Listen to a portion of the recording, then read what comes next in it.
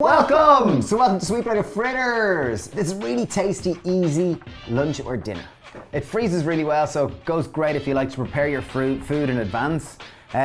Beautiful thing about a fritter is we're making a batter. We're going to coat our little sweet potato nuggets in that, and we're going to fry it and end up with this wonderful crispy layer, gooey inside, packed full of flavour.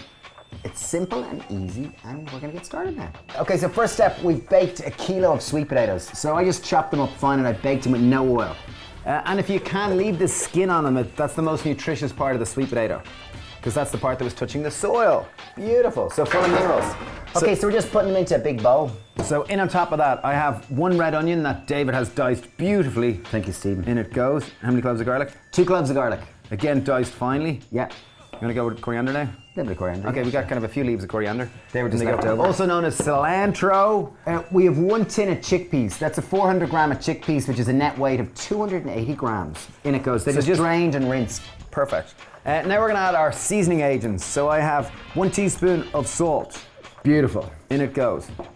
2 teaspoons of my magic black liquid. And if this is your first video of ours that you've ever watched, this is tamari. So it's a wheat-free soy sauce that is 7 times less sodium than salt. That's a teaspoon. Dave's new sales pitch. Very good. Okay, 2 teaspoons. I said 2 tablespoons, but like that's okay. No, you said teaspoons. Oh, did I? Okay, cool. I'm going to go with 3 teaspoons. Okay, 3 teaspoons. There you are. There we go. 3 teaspoons. 3 teaspoons of Dave's magic black juice. Cumin. 2 teaspoons of cumin. That's ground cumin, isn't it? That's ground cumin, yeah. I love cumin.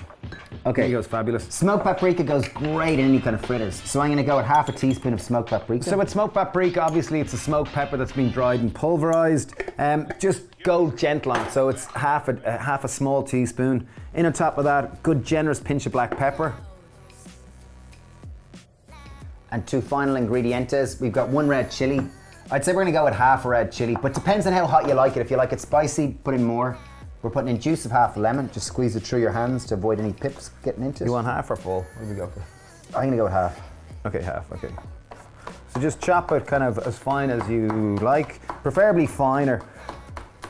Obviously the seeds and the white pith is where the spice of the chili comes from, so leave it out if you don't want this spicy. Hot. Yeah. So now, finally, we have a potato masher. You could use a stand-up stick blender or even a food processor, but the reason why we're using a potato masher is just that we want a bit of texture. So Dave, with the potato masher, just kind of bashed it loosely for about a minute, and we left a good bit of texture in it, because I think a bit of bite, bit of texture just makes a fritter more interesting. And as we said, if you like it smooth, just use a stick blender or food processor. Next step, we have 100 grams of frozen peas. 150 grams.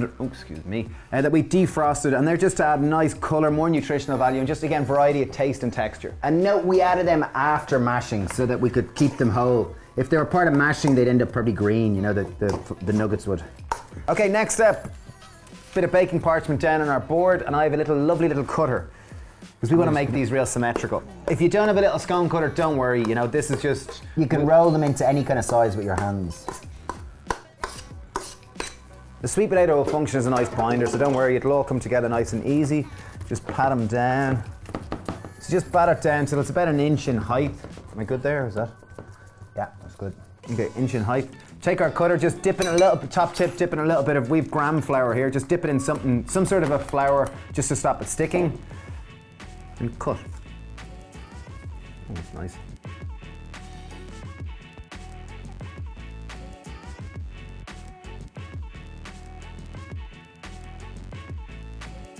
Okay, Dave did a great job. We have 18 lovely little fritters, and they taste fab. They are quite spicy, which is, I think, is fabulous. Really nice.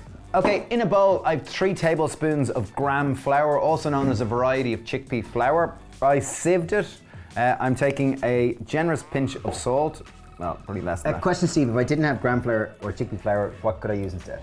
You could use a flour of choice, but it's worthwhile seeking out gram flour if you can, because it will create more like an egg-like batter, which is traditionally used in any type of fritter. Yeah. So I've got a nice pinch of black pepper. We'll go with it all. I like it spicy. Get a fork, just give it a little mix round. Now, time to grab our water. So I'm just going to add in water to approximately. So that's approximately about a little bit. Yeah, that was about 50 ml. So in terms of the batter, you're just looking for a creamy-like texture. So you can see that it's really come together nicely. It's kind of thick but thin, so it's that kind of in the balance. And sieving it is really important because you don't want lumps in it. Yeah. Okay, so I just got our pan on a high heat, and I'm gonna add in a tablespoon and a half of oil.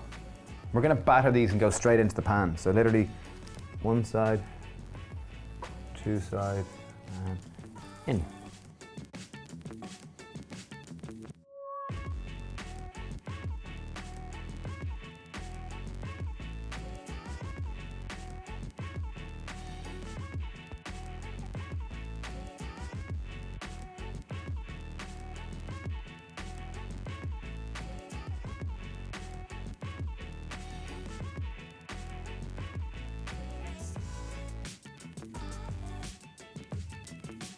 So there you have it. We just fried them off in a little bit of oil. And you can see the batter, it's amazing. It really looks like a proper traditional batter that you would have seen kind of in fish and chips, you know, fish and chip shops. It's really good. It's fantastic, really is. Well up gram flour, it's brilliant. One of our favourite ways of eating this, we have a sweet beet hummus that we produce, and I think it just looks so beautiful. Look at the colours together. Dip it in and get stuck in. And a couple of other good ideas are, I like these in falafels. Oh, I've often made it in a sandwich or in a pita. Just really good with everything. Try it there, the batter is fabulous. Like it creates this kind of lovely layer of crispy. It's great with beet hummus. Like it's so, I genuinely cannot recommend making these more as a snack. They are fabulous, delicious, like flavour bombs, just like boom. And once again, they freeze really well. They refrigerate for 3 to 4 days in your fridge. Crispy, I like the crispy bit. Crispiness is very good. Thanks for subscribing to our channel. We really appreciate it because we love what we do, and we love to try to share some of our recipes with you. Inspire to eat more vegetables. Yes. Thanks for watching, and share this with anyone you think would like this. Cheers. Cheers. Bye.